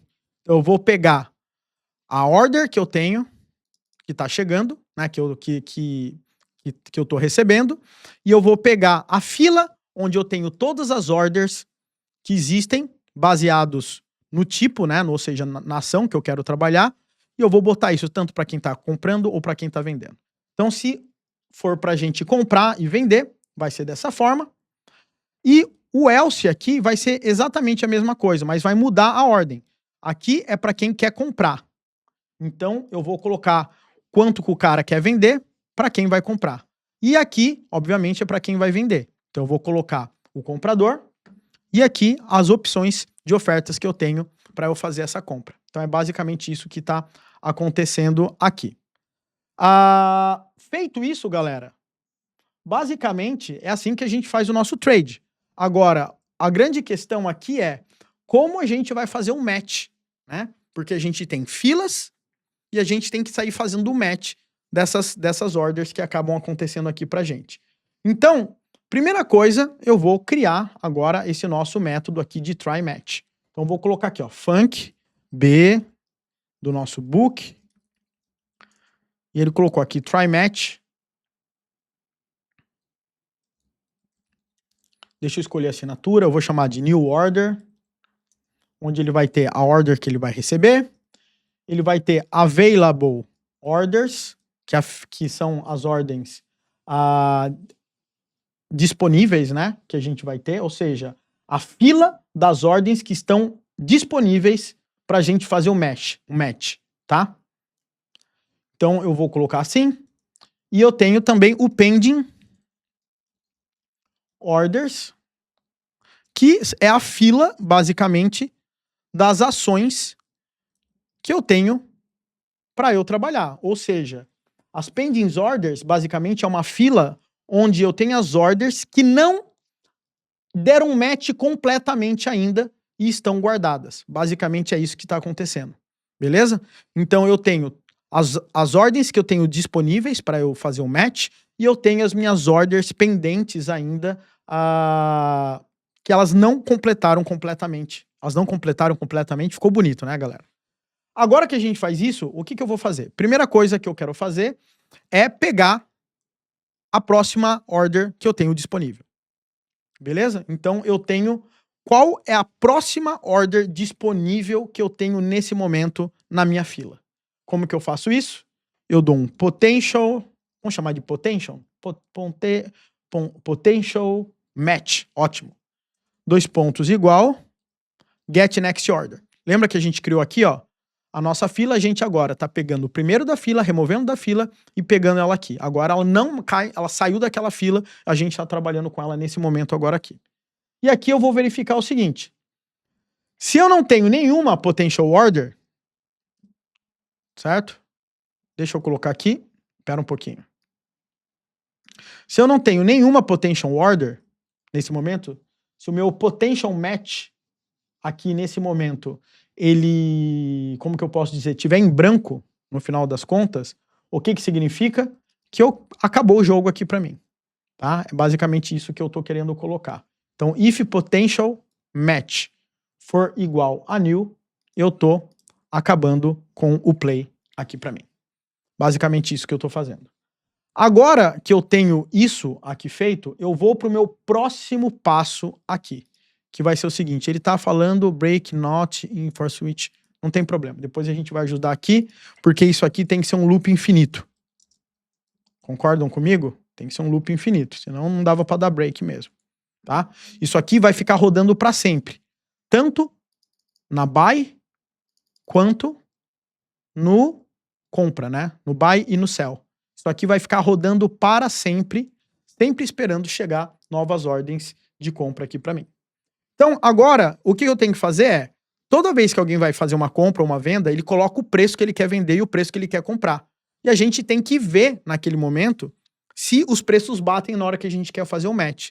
E a ideia é sempre a gente pegar o preço mais barato na oferta. Então, por exemplo, eu tô querendo vender 100 shares de Petrobras a R$10. E tem uma pessoa me oferecendo 12, outro oferecendo 11. Eu sempre vou tentar pegar o que tem mais ali disponível para mim, para eu fazer sempre o meu melhor negócio. Então ele sempre vai pegar esse tipo de coisa. Então o que eu vou fazer aqui é, eu vou verificar se os preços das ordens são compatíveis nesse nosso price match que a gente vai fazer. Então, para eu fazer isso, eu vou fazer algo desse tipo, tá? Eu vou falar assim, ó. Se eu não tiver um preço compatível, ou seja, prices match da minha new order, que está chegando, com o meu potential match,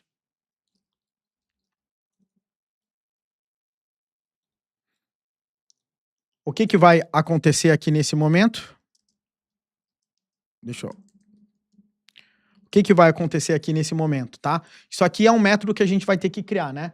Prices match. Ou seja, eu vou verificar se a gente tem alguma compatibilidade, tá? Se a gente não tiver, eu vou fazer o seguinte, ó, available orders.add e vou colocar aqui, ó, potential match aqui pra gente. Então, se os preços não estão aqui trabalhando, eu vou verificar aqui, tá? Então, basicamente isso que eu vou fazer. E o porquê que eu tô dando esse available orders.add? Porque eu estou adicionando esse cara na fila de novo. Por quê? Porque se o preço não tá batendo, eu não tenho negociação, correto? E se eu não tenho negociação, o que que eu preciso fazer? Jogar ele na fila de novo aqui para mim, ó. Porque senão, esse cara nunca vai mais ser negociado. Lembra que a gente tirou ele da fila? A gente tirou e começou a fazer a verificação aqui. Essa ordem tá batendo esse preço? Tá, então beleza. Agora, não tá, então maravilha. Eu vou botar ela na fila de novo, porque daí ela vai voltar para a fila e numa próxima oportunidade a gente vai ficar tentando fazer o match dela de novo até a gente conseguir. Então, colocamos, vou dar um break agora aqui, acabou o play aqui pra gente também, tá? Esse prices match a gente cria já já essa função, esse algoritmo, tá? E agora, o que eu vou fazer? Partindo do princípio, né, então, que os preços estão batendo, porque se não tiver ele vai parar aqui mesmo, o que eu vou fazer? Eu vou fazer uma verificação. If potential match, tá? Ponto pending shares for maior que 0, porque não adianta apenas eu ter um match potencial. Eu tenho que verificar naquele momento, né, se eu tenho ainda as shares disponíveis para eu fazer essa transação. Então, nesse momento, caso eu tenha, eu vou dar o match aqui. Então, eu vou chamar de matched transaction, igual, b.create transaction, onde eu vou passar aqui um new order aqui para mim, com o meu potential match aqui. E, obviamente, a gente vai precisar trabalhar em cima desse create transaction. Mas isso aqui vai ser fácil, porque você vai ver como é que a gente vai trabalhar. Uma vez que a gente fez isso, esse create transaction, o que eu preciso fazer? Já que eu tenho uma transaction, eu vou dar um process transaction aqui para mim, com a minha transação que eu dei um match aqui para mim. E agora, lembrando, galera, tudo que tá aqui são métodos que a gente vai ter que implementar. Mas a ideia tá o esqueleto do software na nossa cabeça, né? Eu preciso fazer um match do price e eu preciso criar a minha transação. Beleza? E agora eu preciso processar essa minha transação. Uma vez que eu conseguir, né, fazer isso aqui, né, esse meu pending shares, eu conseguir fazer o processamento, eu vou verificar agora também, tá, se ainda tem alguma pending share. Então eu vou fazer o seguinte, ó, if potential match, tá, ponto pending shares for maior que 0, o que eu vou fazer ainda?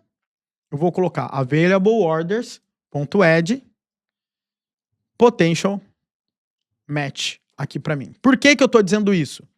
Imagina que eu fiz a minha transação, tava vendendo 100, eu comprei 50. Sobraram 50 novamente ainda para eu transacionar. Então o que eu vou fazer? Vou voltar novamente essa minha ordem para a minha fila. Basicamente é isso que eu vou fazer. Por quê? Porque senão eu nunca vou terminar essa transação. Então, se o preço não bate, volta para a fila.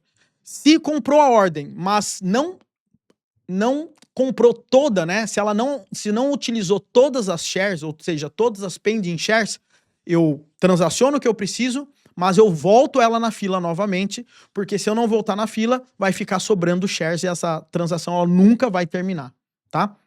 Então, essa é uma coisa. E uma outra verificação aqui é, né, somente para garantir, se a nossa new order pending shares for igual a 0, a gente dá um break também aqui também, tá? Então é basicamente isso, porque se eu tenho a nossa order e nesse momento a gente viu que a gente não tem nenhuma share disponível, o que a gente vai fazer? A gente dá um break e aí o programa volta de novo lá no nosso loop. Legal? Agora, um ponto importante aqui pra gente é que após isso, né, a gente tem uma seguinte situação. Caso a gente não tenha caído nem a pau nesse if, vamos dizer assim, né? Ou seja, a gente caiu em toda a situação, a gente nem conseguiu trabalhar aqui dentro desse for, ou seja, depois que a gente tentou de tudo, caso a gente não tenha o sucesso que a gente gostaria, o que a gente pode fazer no final das contas? Eu posso fazer o quê? Se a minha nova order, pending shares, é maior que 0, o que eu vou fazer para ter uma garantia um pouquinho maior? Eu vou falar que a minha pending orders.add volta para minha fila aqui novamente, tá? Então é basicamente isso que eu estou fazendo, tá? Então não deu jogo, a gente volta para a fila essa minha nova order aqui, depois que eu tentei fazer o match. Não deu match de forma nenhuma, volta para a fila essa minha ordem. Lembrando que a gente tem ordem de compra, a gente tem ordem de venda aqui pra gente. Beleza? Então isso aí é um ponto importante aqui pra gente. Mas nós temos aqui alguns rabos, né? A gente tem que fazer o price match, a gente tem que criar a transação e a gente tem que processar a nossa transação. Então, primeira coisa que a gente tem que pensar aqui é como que eu faço para verificar se o preço está dando um match? Na realidade, galera, é bem simples, né? Se você prestar bem atenção. É só verificar, né?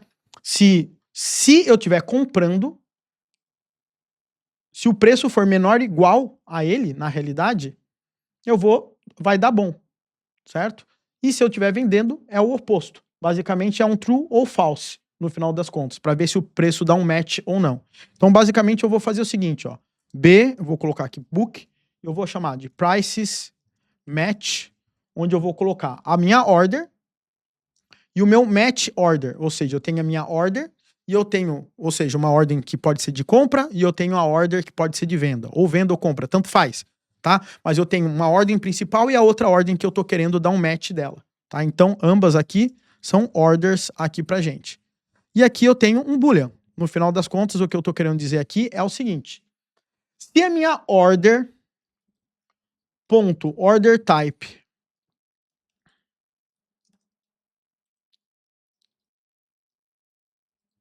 tá?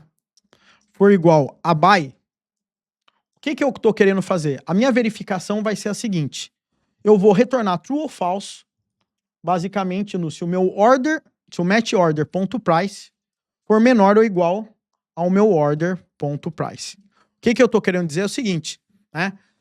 Se essa minha ordem é uma ordem de compra, né, significa que o preço dessa minha ordem de compra, tá, tem que ser menor ou igual o preço de alguém que está querendo vender.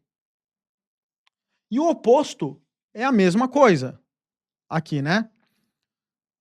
Se, né, a minha order, a minha match de order, o preço dela for maior ou igual que o preço da order, eu também retorno aqui para mim. Então isso aqui é no caso de compra e aqui é no caso de venda, no final das contas, tá? Então se eu estou comprando, eu tenho que garantir que o meu preço bata. E se eu tô aqui vendendo, mesma coisa, né? Eu tenho que garantir que o meu preço seja maior ou igual. Então é basicamente isso como é que eu acabo fazendo. Então, para quem está comprando uma ordem, o preço da ordem ele tem que ser menor ou igual de quem está comprando. E para quem está vendendo, o preço da ordem ele tem que ser maior ou igual de quem está vendendo. É basicamente isso. Então, se isso aqui der true, ou nessa situação, a gente tem finalmente o nosso prices match. E agora a gente tem a parada do create transaction, né? A gente precisa realmente criar a nossa transação para a gente conseguir trabalhar. Como que a gente vai fazer isso, galera? Vai ser da seguinte forma, tá? Ele até meio que preparou aqui para mim, mas eu não sei como é que vai funcionar. O create transaction eu vou fazer da seguinte forma, tá? Ele vai criar uma nova transação baseada nas duas ordens aqui para mim. Então, eu preciso a ordem que está chegando, incoming order, e a matched order aqui para mim. Tá? E ele, no final das contas, vai gerar uma transaction, né, que no final das contas é o que a gente criou aqui pra gente. Como que nós vamos fazer aqui? Então, primeiramente, eu vou criar aqui uma variável chamada buyOrder e uma outra variável chamada sellOrder, que ambas são aqui do tipo order aqui para mim. E agora eu vou fazer o seguinte: se a ordem que eu estou recebendo agora é uma ordem de compra, tá? Então ela vai ser uma ordem do tipo compra. Correto comigo? Então vai ser o seguinte, eu vou fazer assim, ó. If incoming order ponto order type for igual a buy, o que eu quero fazer? Eu vou falar que eu tenho buy order, vírgula, sell order é igual a incoming order, vírgula, matched order aqui para mim, tá? Então, se a minha ordem é de compra, significa que essa minha variável de incoming order é a minha buy order. E obviamente, né, a ordem que eu tô querendo fazer o match é essa minha sell order. Basicamente é isso que eu tô fazendo. Agora, caso ao contrário, a gente tem a mesma situação, correto? Se for uma ordem de venda, a minha buy order vai ser a minha matched order, que é a que eu tô tentando casar. E a minha sell order é a ordem que tá chegando aqui para mim. Basicamente é isso que tá acontecendo. E agora, o que eu vou fazer nessa minha transação? Eu vou verificar tá? Se eu tenho shares o suficiente para realizar aquela transação. Porque tudo isso que a gente está fazendo, esses cálculos, no final das contas, eu quero garantir sempre que essa transação ela possa ser criada e que eu tenha a quantidade de cotas o suficiente para fazer ela acontecer. Então é uma dupla verificação, vamos dizer assim. Então eu vou falar que shares, dois pontos, igual, que é incoming order, ponto, pending shares, beleza? E agora eu vou fazer if matched order, ponto, pending shares, for menor que shares, o que eu vou falar? Eu vou falar que as minhas shares,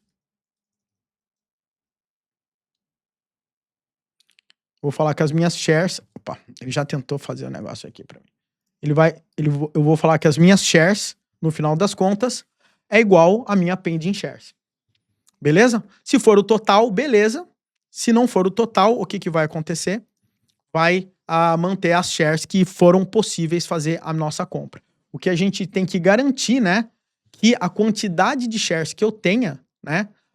Seja o suficiente para a minha transação conseguir rodar.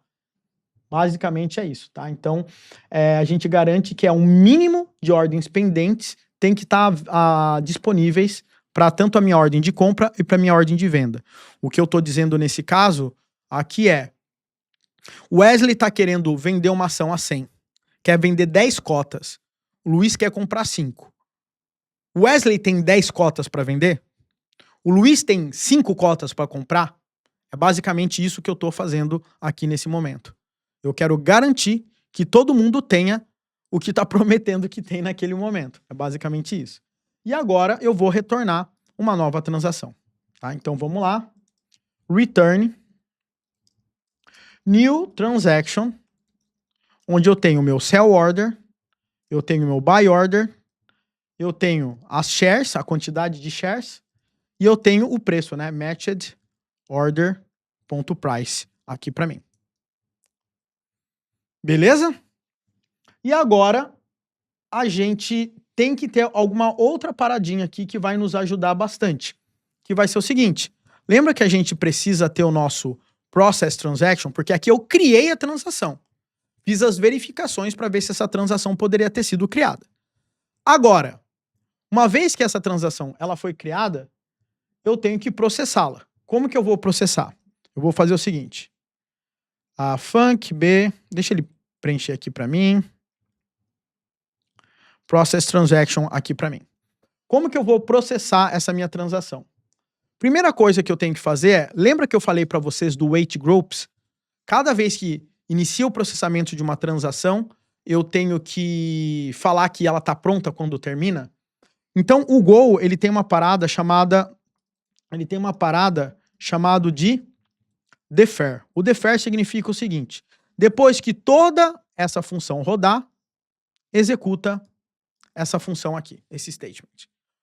Assim a gente não esquece. Eu poderia não colocar isso, executar tudo e colocar isso aqui por último, ia dar na mesma. Mas esse cara aqui, ele espera tudo ser executado dentro dessa função, tá? Para daí ele rodar. E agora, o que eu vou fazer nesse momento? Eu vou rodar um transaction.process que a gente criou agora lá atrás. Mas, fora isso, o que eu preciso fazer? Lembra que eu tenho o nosso canal de comunicação, onde eu tenho as minhas ordens processadas? Então, eu preciso falar agora que essas minhas ordens foram processadas, ou seja, eu preciso jogar de volta essas ordens processadas no meu canal. Como que eu faço? Eu vou colocar B.processed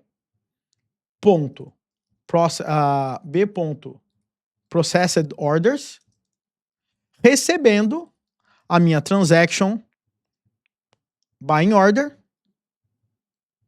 E a mesma coisa acontece aqui, ó, B.processed orders, recebendo a minha transação de quem? Do meu selling order aqui embaixo. Então, basicamente, o que eu estou dizendo nesse momento é o seguinte: estou processando a transação, deu certo a minha transação, né? A gente criou o process transaction, e agora que está tudo feito certinho, eu estou trazendo o resultado para você dessas transações que foram realizadas.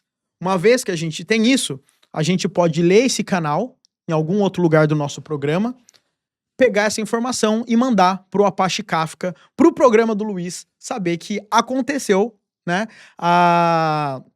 Aconteceu uma transação, e daí ele vai pegar, sei lá, vai usar o WebSockets e vai mostrar lá que uma ordem ela foi concluída. Beleza? Mas tem uma coisa também que é importante, tá? Que é o seguinte: pra gente, além disso aqui, né, ser importante da gente pegar tudo isso, eu preciso registrar no nosso livro, que a gente tem o nosso book aqui, né, que essa transação ocorreu. Porque a gente usou o livro para fazer a transação, deu tudo certo, mas eu tenho que registrar isso no meu livro, tá? Então, o que eu vou fazer? Eu vou criar um método aqui chamado de Record Transaction. Então, vou colocar book. Eu vou colocar aqui, ó, Record Transaction, onde eu vou pegar a minha transação. E na hora que eu pegar essa minha transação, eu vou fazer o seguinte: eu vou adicionar essa minha transação aqui no meu livro. Mas, além disso, essa minha transação, ela tem que ficar registrado na minha order. Lembra que aqui na nossa order a gente tem a lista de transações? Eu tenho que adicionar essa transação nessas minhas ordens, tanto na ordem de compra e de venda, para ficar registrado que essa ordem teve uma transação. Então, o que eu vou fazer? Eu vou fazer o seguinte, ó, transaction.buyingorder.transactions, e eu vou dar o append aqui para mim. E eu vou fazer a mesma coisa com o selling. Então, além de eu registrar essa transação no meu livro, eu estou registrando na ordem de compra e na ordem de venda que essa transação ocorreu. Se eu não fizer isso, eu perco o registro das transações que aconteceram. E, obviamente, galera, vocês estão percebendo que eu não estou usando banco de dados, tá? A gente está trabalhando com tudo isso em memória e a gente vai fazer isso principalmente porque é uma simulação e é tudo mais que a gente está trabalhando. Seria algo extremamente muito mais complexo, obviamente, botar a camada de banco de dados em cima de tudo isso. A gente não conseguiria fazer isso no pouco tempo que a gente tem numa imersão, tá? Mas é importante você entender as regras de negócio, porque depois disso eu poderia até persistir esses dados em algum outro local. Tá? Mas é importante vocês entenderem que esse momento aqui, ele realmente é importante aqui pra gente. Maravilha? Então, uma vez que eu conseguir dar um record transaction, o que eu vou fazer? Aqui eu vou usar esse método, b.recordTransaction, e eu vou passar a minha transaction aqui dentro. Beleza? E agora, basicamente, pessoal, a gente tem o nosso programa pronto, tá? E o que eu quero dizer com o nosso programa pronto? O core da nossa aplicação agora está funcionando. Beleza? A gente tem alguns desafios ainda pela frente. Quais são esses desafios? A gente botar isso para rodar, ler os dados do Apache Kafka, gravar os dados, né? Pegar as ordens processadas e jogar de volta no Apache Kafka. É basicamente isso que a gente vai precisar fazer e a gente vai continuar isso no nosso próximo vídeo, tá? Então, espero que você tenha gostado. Tenho que admitir para você que a maior complexidade de tudo isso, na minha opinião, não tá na linguagem, se você perceber. O Go, na realidade, ele ajuda muito aqui com esses canais e tudo que a gente está trabalhando. Mas a maior complexidade é, inclusive, a lógica de tudo isso, né? Porque um software desse, de fazer match e etc., transações, não é algo trivial, não é algo simples. Então, espero que você tenha curtido essa experiência. Outra coisa também que é importante eu dizer, que eu não espero que você tenha entendido 100% de tudo que a gente está colocando aqui, inclusive as lógicas e tudo mais. Você vai ter acesso a todo esse repositório, depois dá para você conseguir entender um pouco melhor qual foi toda a linha de raciocínio, olhando com calma e tudo mais. Mas eu acho que o ponto importante aqui é você entender a ideia daquilo que a gente está criando. A gente tem um livro com ordens de compra e venda, a gente vê se a gente consegue fazer um match, se a gente faz, a gente cria uma transação, a gente processa essa transação, e essa transação, né, quando acontece essa ordem, a gente termina essa ordem mandando de volta para algum outro sistema. E nesse caso, a gente vai mandar de volta para o Apache Kafka, e a gente vai ler esses pedidos dessas ordens também através do Apache Kafka. Maravilha, galera? Então, até o nosso próximo vídeo, porque no próximo vídeo a gente vai falar bastante aí de Apache Kafka e a gente vai fazer essa implementação e também vai ter o integrar tudo junto, né? Então isso aí vai ser bem importante, que a gente vai colocar todo o back-end, o front-end e tudo mais para a gente conseguir colocar para funcionar. Fechou? Um grande abraço e é isso aí.